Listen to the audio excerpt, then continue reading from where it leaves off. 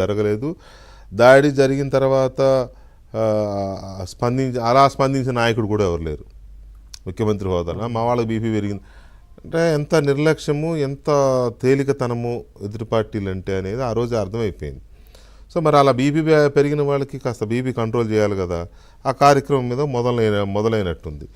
కానీ ఇది ఎవరైతే ప్రోత్సహించారో, ఎవరైతే వాళ్ళని ఉసుగొలిపారో చేయమని అక్కడితో ఆగిపోతుందో, చేసిన వాళ్ళ పరిస్థితి ఏంటి? మరి చేసిన వాళ్ళని కూడా శిక్షించే అవకాశం ఉందా, చేయాల్సిన అవసరం ఉందా లేదా?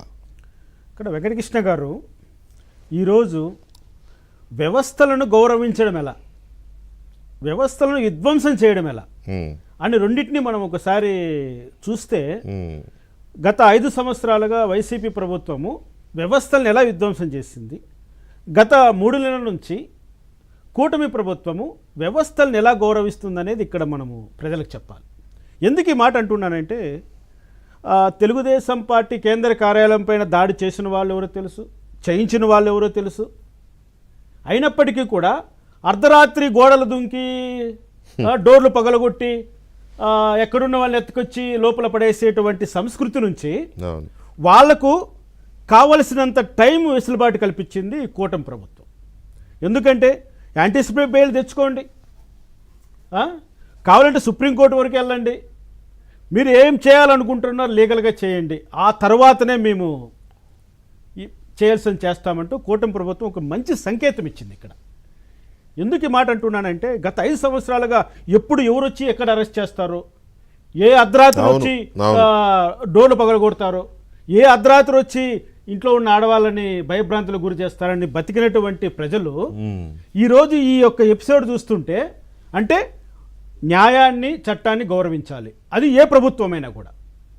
వాళ్ళకి యాంటిసిపేటెడ్ బెయిల్ నిరాకరించిన తర్వాత ఈరోజు పోలీసులు 41 CRPC నోటీస్ ఇచ్చిన తర్వాత వాళ్ళు లీగల్గా వాళ్ళకు ఉన్నటువంటి అన్ని అధికారాలన్నింటినీ క్లోజ్ అయిపోయిన తర్వాత ఈరోజు అరెస్ట్ చేశారండి.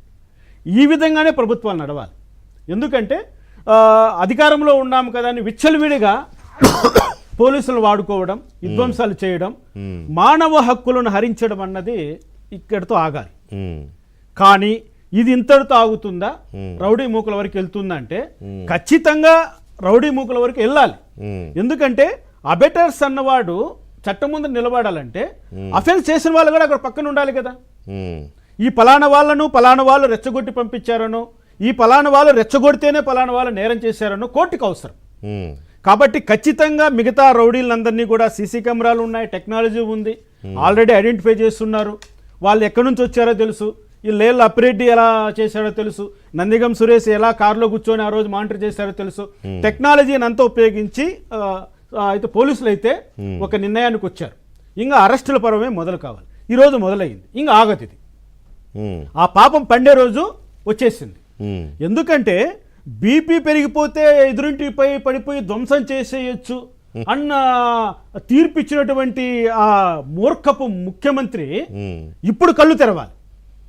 ఎందుకంటే నీకు బీపీ వస్తే నువ్వు ఇంట్లో కూర్చొని నువ్వు మాత్రం వేసుకో, ఎదుటోని ఇంటి మీద పడి నువ్వు దౌర్జన్యం చేయడానికి నీకు అధికారం లేదు.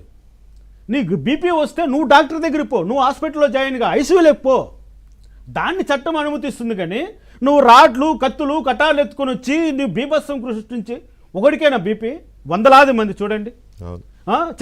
ముఖ్యమంత్రి గారు చంద్రబాబు నాయుడు ఇంటి మీద మందికి ఎంతమంది వెళ్ళారు, పార్టీ ఆఫీస్ మీదకి వెళ్ళారు, పక్కనే డీజీపీ ఆఫీసు, పక్కనే రిజర్వ్ ఫోర్సు, ఇంత సెక్యూరిటీ, ఇంత బలగం ఉన్న చోట ఇచ్చలవిడిగా ప్రవర్తించి పోలీసు డిపార్ట్మెంట్ని నీ సొంత జాగీరుగా వాడుకొని, నీ సొంత పార్టీ కార్యకర్తలుగా వాడుకొని అంత విధ్వంసం చేసిన వాడికి ఈరోజు సరైన సమాధానం అండి ఇది.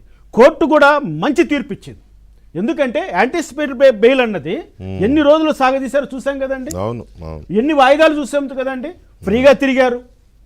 కానీ ఈరోజు కోర్టు ఎప్పుడైతే నిరాకరించిందో అటుకేమైంది, కోర్టు కూడా వీళ్ళు నేరస్తులే, వీళ్ళు నేరం చేశారన్నటువంటి ప్రాథమికమైనటువంటి అంచనాకు హైకోర్టు వచ్చింది. రైట్. ప్రసాద్ గారు, ఈ తెలుగుదేశం పార్టీ ఆఫీస్ మీద దాడి కేసు ఒక సెన్సేషనల్ దాడి. అది అప్పుడు